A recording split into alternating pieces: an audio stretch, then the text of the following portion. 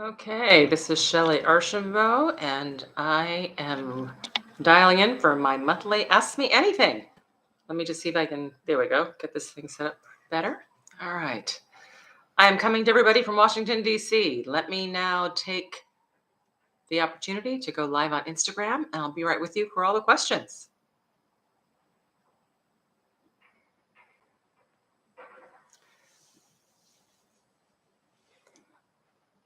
As I said, I'm in Washington, D.C. today. This has been a year that's been very full of travels for me. So apologize if you end up hearing some sirens and things in the background because I'm right downtown right now. So you never know what's going to happen. All right.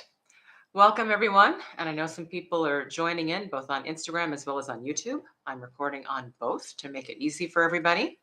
I'm Shellye Archambeau. I'm the author of Unapologetically Ambitious, former CEO, current board member, and once a month I put together time like we have right now for an Ask Me Anything. And my purpose for doing this is just to give people a chance to ask questions, get perspective, advice, whatever might be helpful. Not saying that I know what to do in every situation, because I don't necessarily, but I usually have some perspective that might be able to offer some help, a little guidance, and at least make things a little easier to deal with as you're working through all the different challenges that happen in our lives.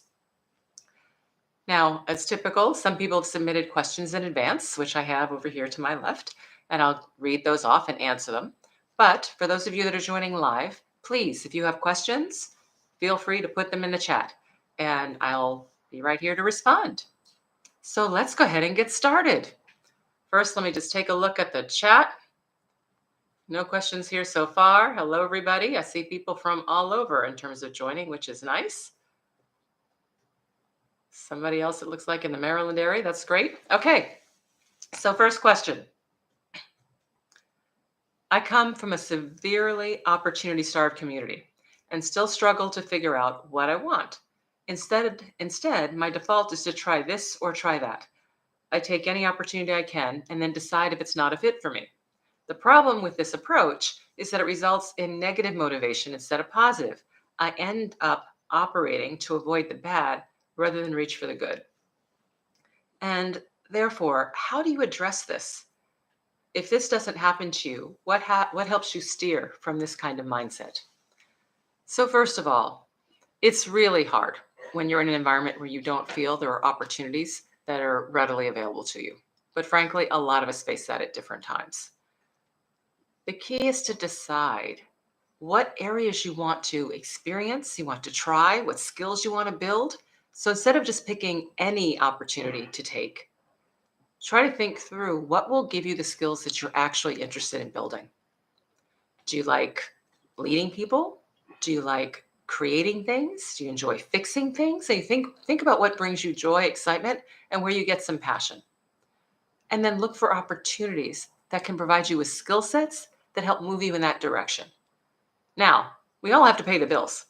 So if you're in a job and it's not the job you want, I get it. That has absolutely happened. But don't just leave the job and then start looking for another one. Try to stick with the job so that you can at least pay your bills while you're thinking about what you want to do next.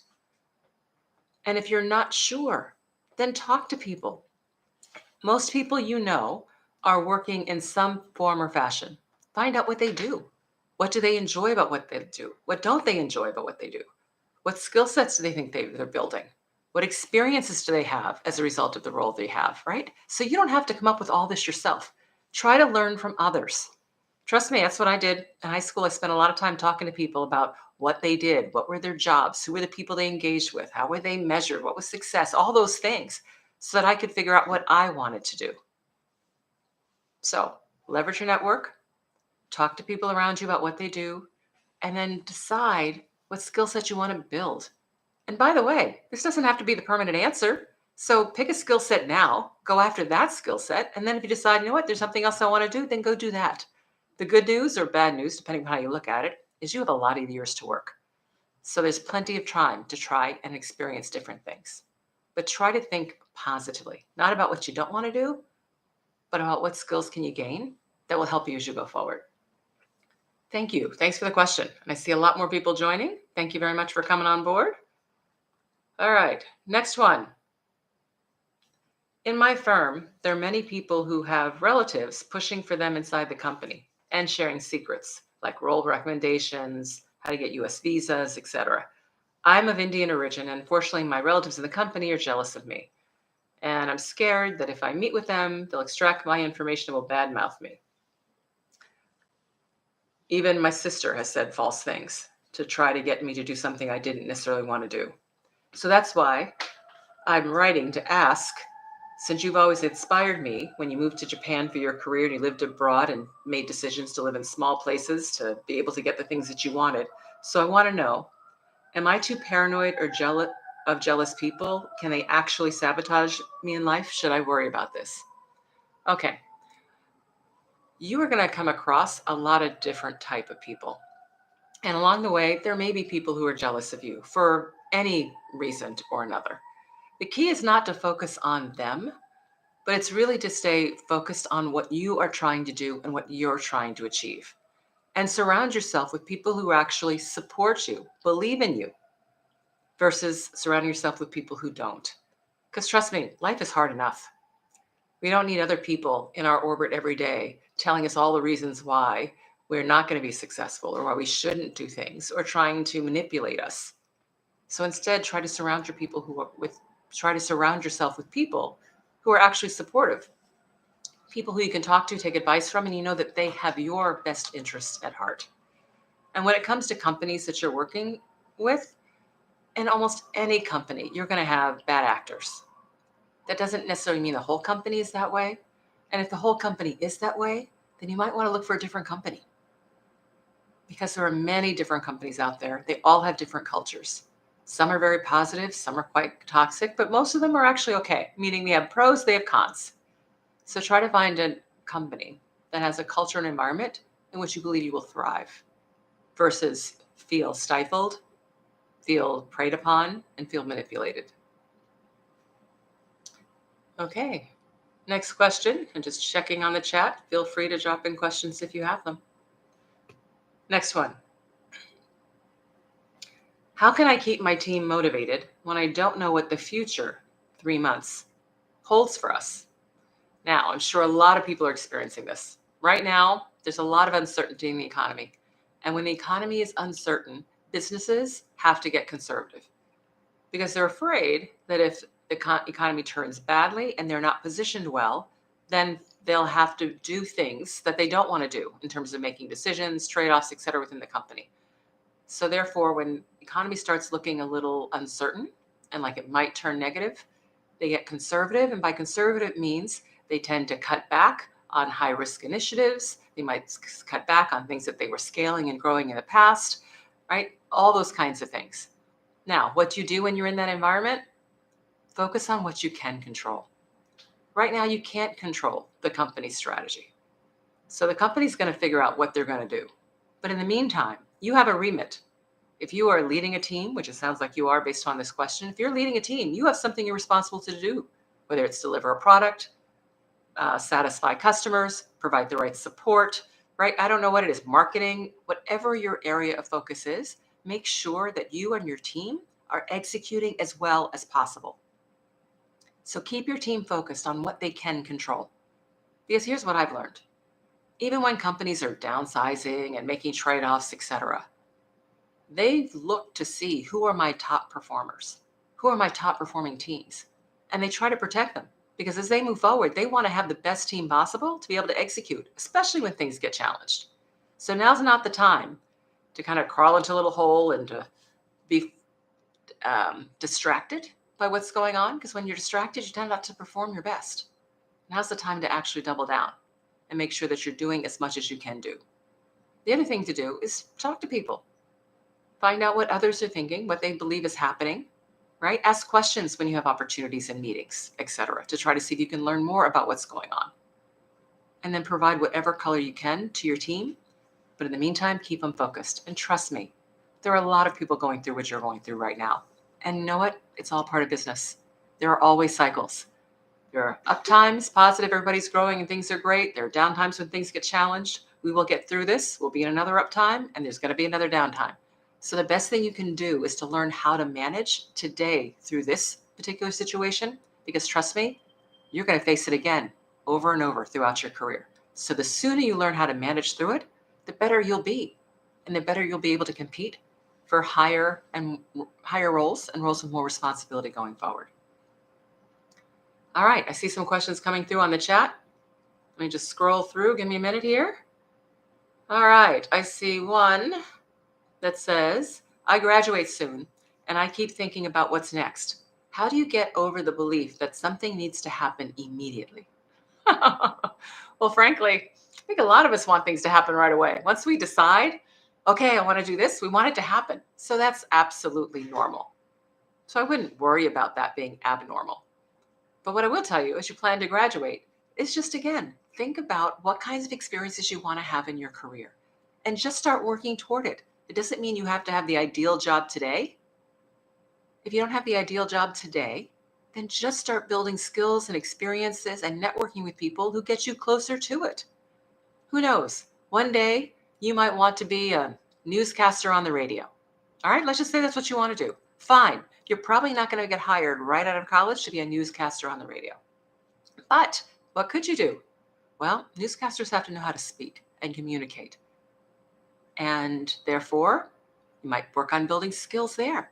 Look at jobs where you have to do a lot of public speaking, where you have to communicate well. Take courses that enable you to build that overall skill. What other skills do people like that need? Well, it might help you if you take other roles within a radio station or some kind of media environment that would give you exposure to those kinds of people so you can learn how the radio business actually works. Now, I'm not saying you should go after the radio business. I'm just trying to give you an example. Pick a role, something that you think you might want to do, and then figure out what kinds of jobs help you build skills that will be helpful for you to compete in the future. What kinds of roles might get you more information about the business environment of the particular industry that you're focused on? There's a lot of things that you can do to start improving your odds that when you do have an opportunity to compete, you'll be able to compete well. And one of the best ways to do that is look at people who are currently in those jobs. And the good news is you have LinkedIn.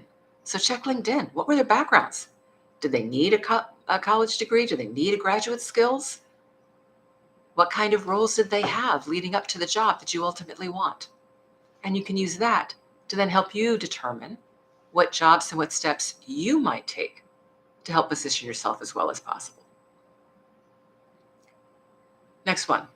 What's your best advice for a team who's working on their yearly reviews? My direct reports are all talented and hungry for growth.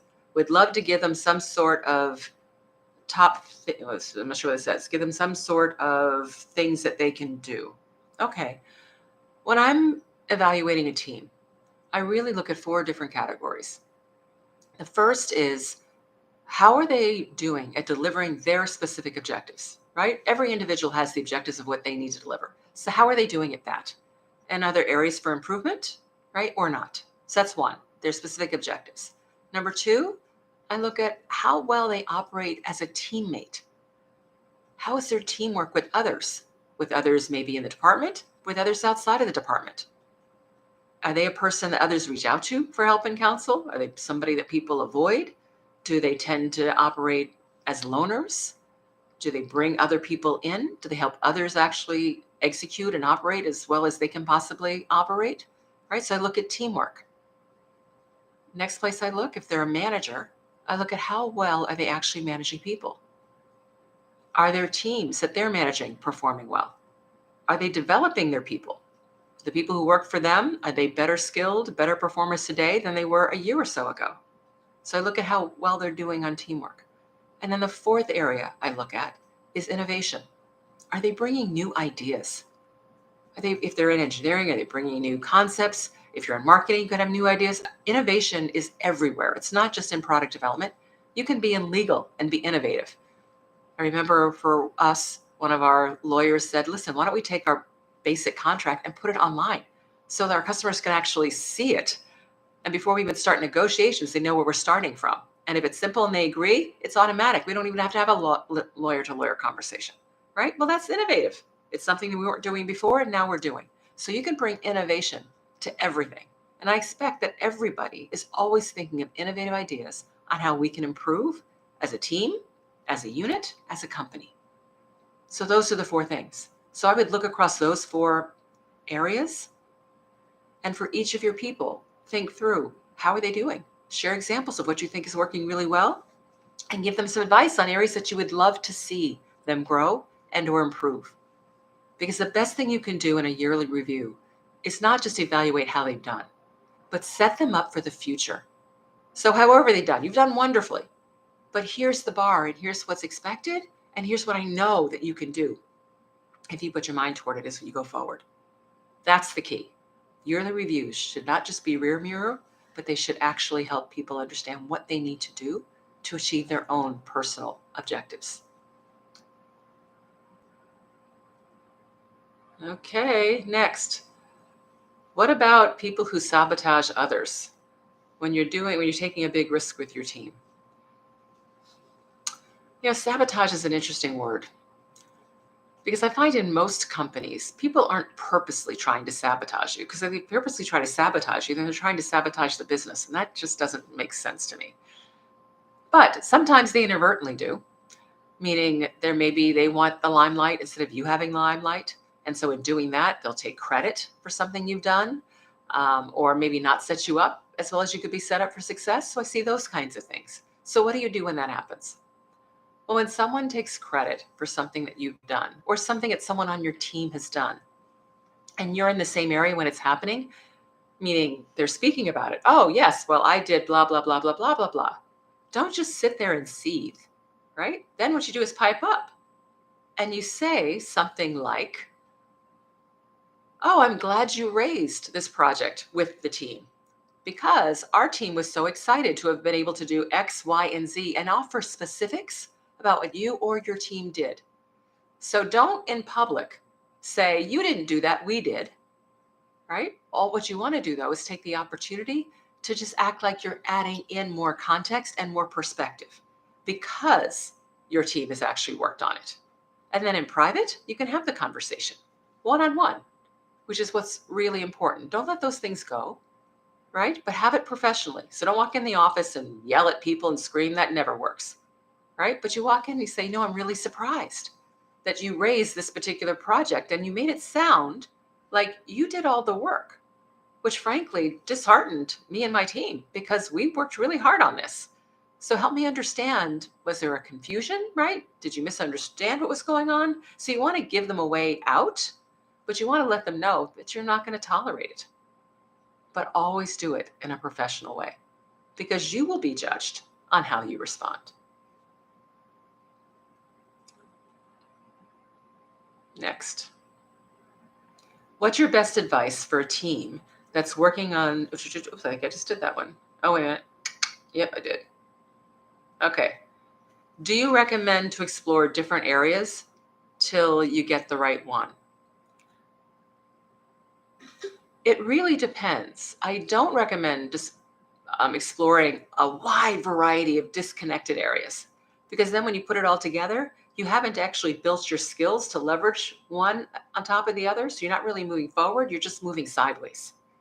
Now, when you're getting started, is it helpful to explore different things? It is. But that doesn't mean you have to do every single job. Go back to the comment I was making before. Learn from others. Talk to other people who are doing other jobs and other areas of the business that you might be interested in. And then find out from them, what do they like about it, what they don't, what's the day in the life. You don't have to actually have the job to understand what a job entails. So I'd be careful about trying everything before you decide what you actually want to do. Because then you wake up and you might be 45 before you're actually getting started with your career.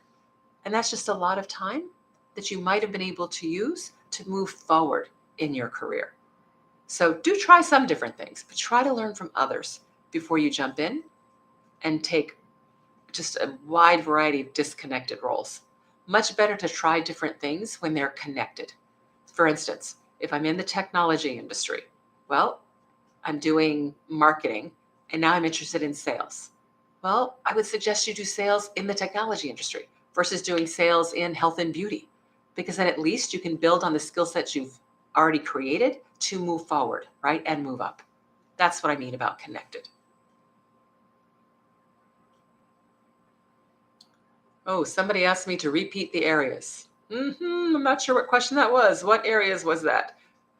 Finding fifths. You just sent me a note that said, please repeat the areas, but now I'm not sure what they were. So do me a favor, ask the full question again, and I'll come back to it. All right, next one.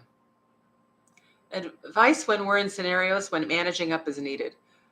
All right, well, first, let me say one thing. Managing up is always needed. Honestly, your job is to do your job. If you're managing people, you need to manage the people below you, but you also need to manage the people above you. And what I mean by that is people that you work for, they have a number of people that work for them. It's rare that you just have one employee. So they have the whole team to manage. They've got their own things that they have to get done. And they don't always know what you're doing. They don't always know how you're impacting others. They don't always know everything that's going on. So if you're not managing up in a certain respect, then you're leaving it to chance as to whether or not they actually understand your full contribution. So managing up to me is not, when I say managing up, I don't mean, kissing your manager's boots, right? I don't mean you're sitting there just always complimenting and always, that's not what I mean. Managing up to me is being very specific, which is it's managing expectations.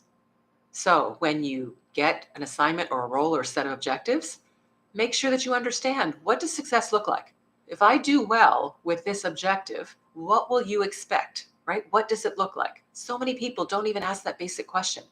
They think they know what it is, and therefore they now spend 6 months, a year working on something that at the end of the day may or may not have met expectations. So instead, manage those expectations. They ask you to do X, fine. What do you expect X to look like? What does success look like? What format? All those kinds of questions you can ask. Then as you're executing, check in, right? Once a month, once every couple months, you check in to say, okay, I'm working on this. I've done this. I faced this challenge, and here's what I did to address it, blah, blah, blah, right? You check in. You let them know what you're doing. Also, let them know your challenges. Let them know your challenges. Tell them how you overcame it, but let them know your challenge, because then you're also sharing with them what you were learning, which is also really important in what we're trying to get done with our careers. So managing up is something that you should always be doing. It's not just certain scenarios. And then when you're working on something that's high risk, it's even more important. You want to check in more frequently. You want to make sure that they understand the key decisions that you're making, the trade-offs you're choosing, all of those things, because you want them to weigh in case they think you're taking a left turn where you should take a right turn. Next, any advice on how to break into the executive level marketing roles? I'm stuck in middle management. However, I'm ready to move up. I'm in a male-dominated industry. Thanks for holding this forum. Okay, well, you're welcome. So first of all, I'll tell you that what's expected at each level changes. So many times I see people getting stuck and they say, but listen, I'm working hard. I'm doing the same things. I'm always communicating. I'm always blah, blah, blah, but I'm just not moving up. Well, one of the things that's important to understand, and you should ask your boss, ask others that you might know, right, within the organization. Tell them what you aspire to be first, right? Have the conversation to say, I aspire to be a marketing executive here at this company. Do you think I have the potential to do that? Ask the question. Now, is it scary to ask the question? Of course, because you're afraid. What are you afraid of? You're afraid they're going to say, no, you don't have potential. And oh, that'll be devastating. But guess what? If they tell you they don't think you have the potential, well, now you know where you stand. And now you can do something about it, because you can say, well, why not? What do you see that's missing? And then they'll share what that is, and then you can go work on it. Now, I find when I make those kinds of statements that 95% of the time they say, yes, you do have the potential. Well, here's the good news. When they say that, say, great. What do you believe I need to do to be able to reach my potential, to become that marketing executive? And here's where you get feedback from others that help you now build a plan for how you build the skill sets, the experiences, whatever it is that they think that you need, that you're lacking today. So when you're trying to move up, when you're trying to rise, make sure that people know that you're trying to do it. And then ask people for their input, for their advice. It's almost like adopting mentors. And I talk about how to do that in Unapologetically Ambitious, because mentors are important. They can provide you with that input and the counsel. But finding them is hard. So read the book and I'll talk about more about how to do that. But at any rate, that's my advice on the marketing side. And by the way, one other thing, make sure you're networking. If you want to be a marketing executive, look for organizations that pull marketing professionals together. There's a lot that you can learn from people in other industries that are doing the same role or doing roles that are maybe higher level, have more breadth than what you're doing today. So don't just look inside the company. Okay, next one. Okay, here's a clarification. I only caught the last point, which was innovation. Okay. Thanks very much. I appreciate your watching the replay. And by the way, this will be posted on Instagram and YouTube, on my YouTube channel. Okay, next question. What's the best approach to a corporate organization if I want to become an independent vendor in its PR area? Most companies have a special community area. Yeah, that's a really good question. Becoming an independent contractor for a company is not always easy. A lot of times they work with the same companies over and over. So, first, see if you can indeed become a contractor through a company that they're already working with. That way, you can establish yourself, your credibility, what you're capable of. Then, upon doing that, then you might be able to now establish your own relationship. The other thing I'd suggest is look at job openings. Sometimes when job openings are open for a while, they'll look at independent contractors instead of actually hiring employees. But that's actually a really tough question. Next point I would say is network. Try to establish relationships with other entities that provide independent contracting with that company. And that way they can think to recommend you if they hear of opportunities or see opportunities that can use your skill sets. Next one. When you have to share a strategy or idea to your team, how is the way to show it, to engage with them? When you're sharing strategy, it's really important that people understand what the goal is. Because you're building a strategy to do something. So what is it? Let's say the strategy is to drive growth in a particular area. Well, great. You want to make sure the team understands why growth in this area is important. Because if they understand why the growth is important, then they'll pay more attention when you're talking about the strategy to actually achieve the growth. And then make sure, once you share the strategy, that you actually link it to what your team does every day. So they see how the role that they play, the job that they have, actually fits in and aligns with the full strategy up to the overall company's success. Because what you ultimately want to drive is that a connection so people see how when they're successful with their set of responsibilities, the company is successful. And that's motivating. That's what you're trying to do in your strategies. You want to motivate. And in terms of how to engage, don't just present it. Get up, share, present, but then make sure that there's actually questions. Ask people for their ideas. If given this is a strategy, what can we as a team do better, do different? Anyone have creative ideas that maybe they hadn't thought about before, given the strategy? So use this opportunity not just to present, but actually to pull people in, to get them thinking, to get their ideas. Because when they feel part of the plan, they tend to be more engaged. Next one.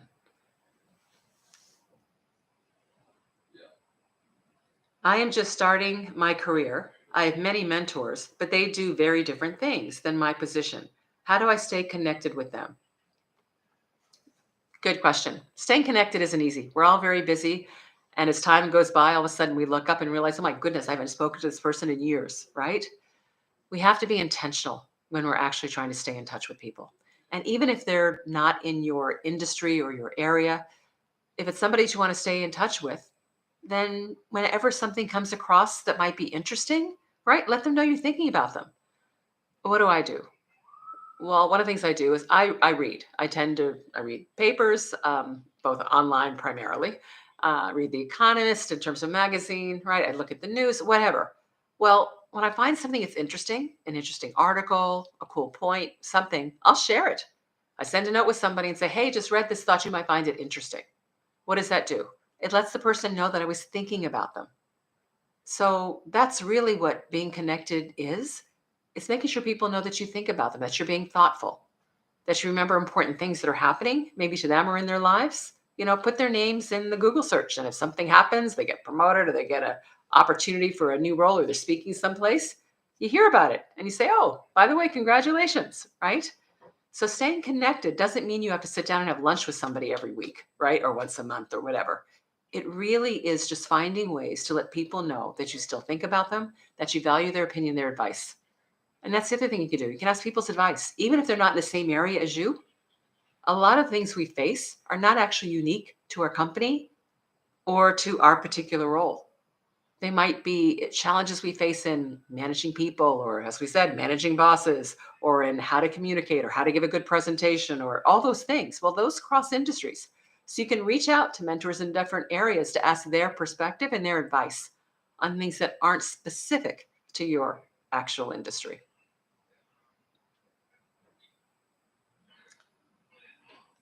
Let's see. I currently keep my LinkedIn post and Instagram account very separate. Do you think I should keep them consistent?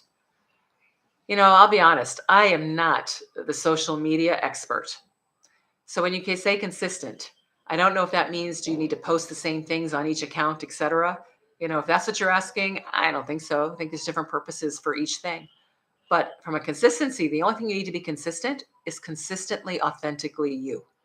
They shouldn't see one person on LinkedIn and see another person on Instagram. But other than that, feel free to use it how you feel comfortable using it.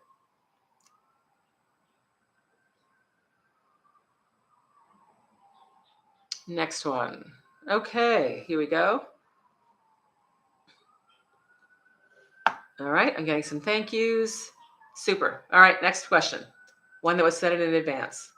I work at a firm where we have 80-hour work weeks that are common. Late night calls with Asia, heavy politics. They do stack ranking, and speed of execution is critical.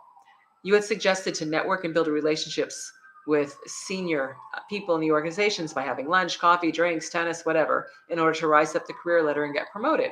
However, I have health issues and I'm advised not to drink lattes or alcohol and be careful of snacks and restaurant food. Also, given the number of hours I work, how do I even find time for networking and socializing? And then how do I stay healthy while I'm doing it when America only serves high calorie food and drinks? Okay, so a couple things on this. One, yes, I'm a big believer in networking. And I'm not saying networking is the only way to move up because it's not. But networking is important because it helps you find other opportunities that you may not be aware of. It helps you find resources that might be able to give you advice and counsel, right? All of those things are why networking is important. And when it comes to, gosh, I'm working all the time and I don't have time, to me, it's all about prioritization. It really is. No matter how many hours you think you are working in terms of all the time, I'm sure there is something you can do, whether it's a bit of delegation, better managing expectations, or use of the time that you do have off to actually make time to interact with others. That doesn't mean you have to go play tennis for 3 hours, right? But some type of interaction. You can even do it, during the day. It might be as easy as asking someone, you said you don't drink lattes, fine, go get a sparkling water, right? So there's different things that you can do to actually interact with other people, but it's really about being intentional and making the time to do it. Okay, next.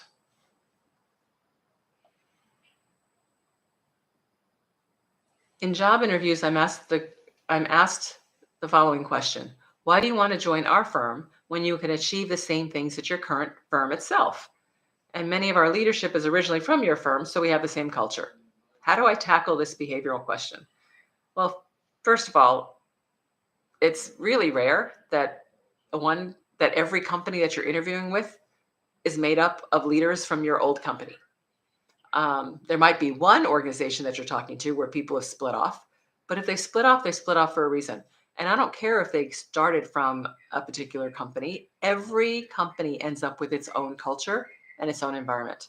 So what's probably drawing you to the company may not be the people or the culture or whatever, but there's got to be something. So tell them what it is. If it's the industry that they're targeting, is it the problem that they're working on solving? Is it the solution they're building? Right? There should be something more than just the people and the culture if they happen to be the same.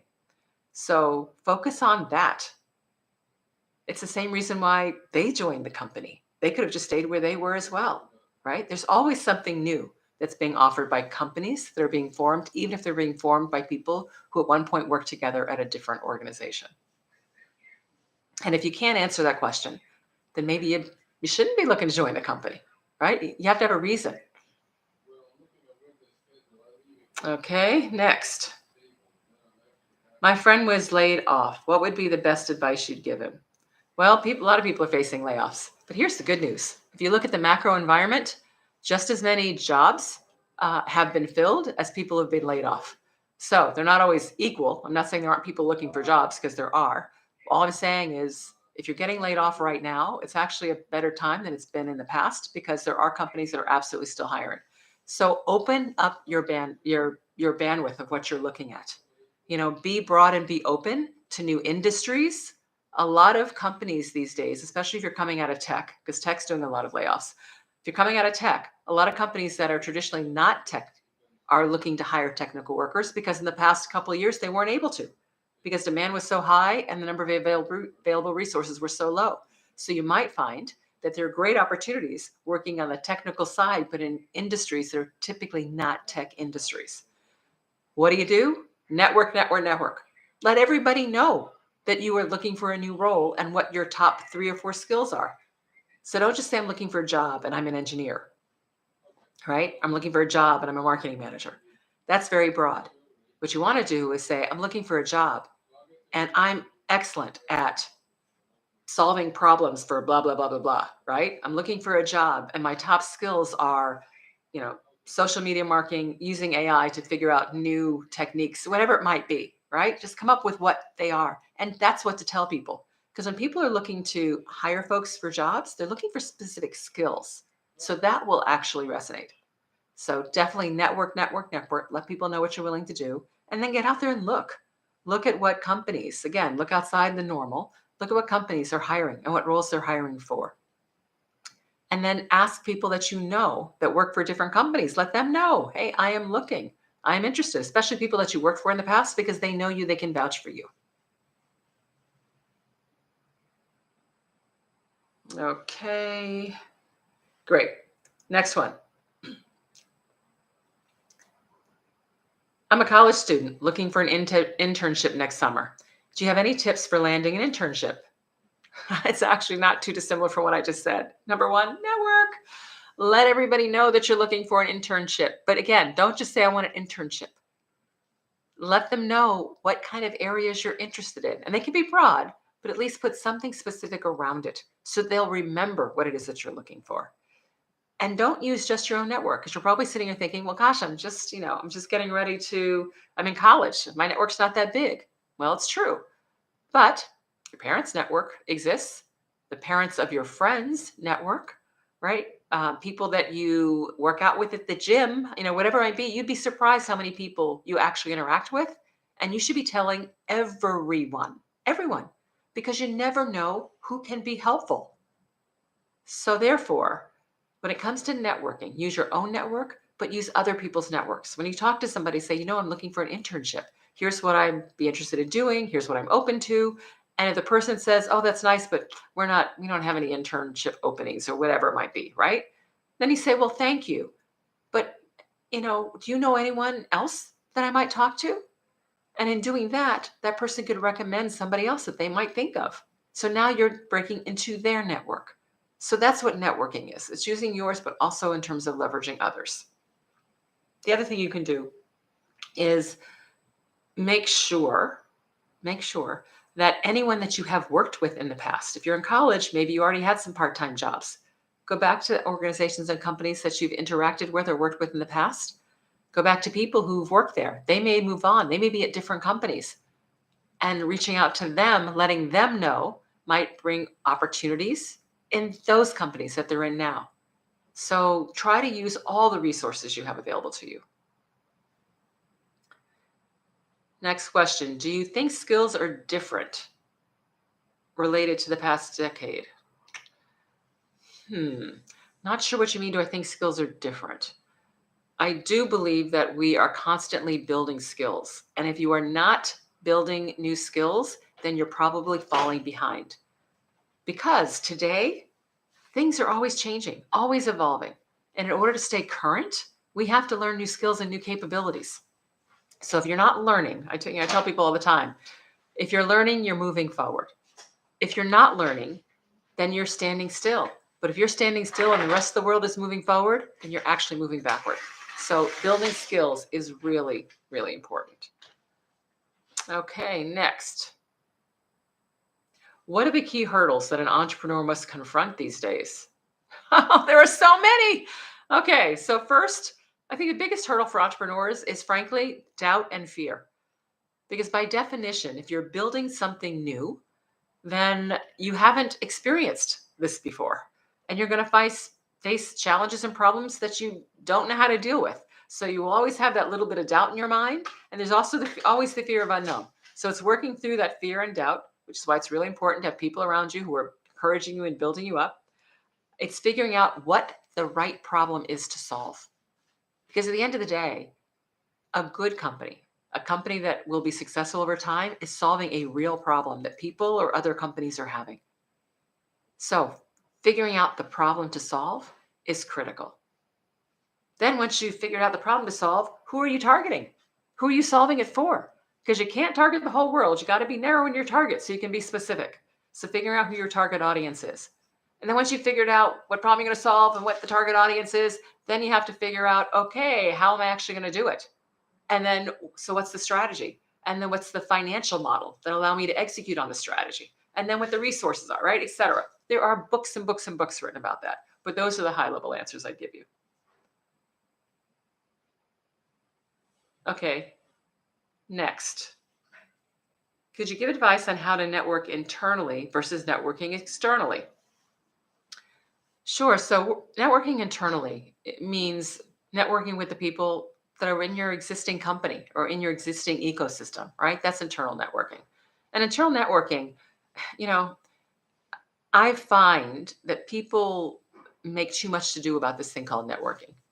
To me, what I've learned is the best way to network is to actually give to others, help others.